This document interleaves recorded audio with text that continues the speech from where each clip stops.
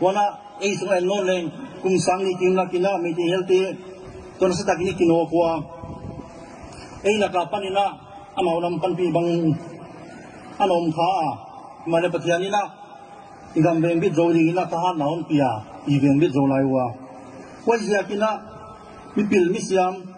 zomi do tu sang ila mi mol zomi dam na ja ka swan ti poimo zo hiu chi thi hoi ka sa wan mi pil ma zomi zo ka zo san zakat sang ina zomi ya ding kip mi mol khal den le man pha zo hi chi ti ding ri hoi ka sa hi lai siang to ien le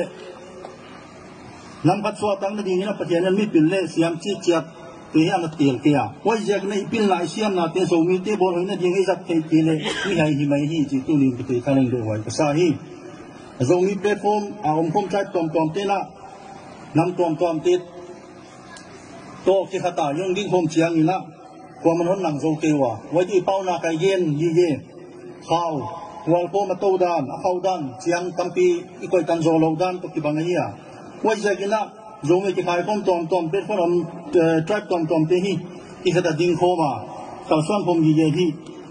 ia dia nga bin na hi chi pen tu lim thi tang leng de wai ka sano na so hi ta political solution hi ta le zomi te policy a hi chi pen me ti le kha siam te professor ten thei lo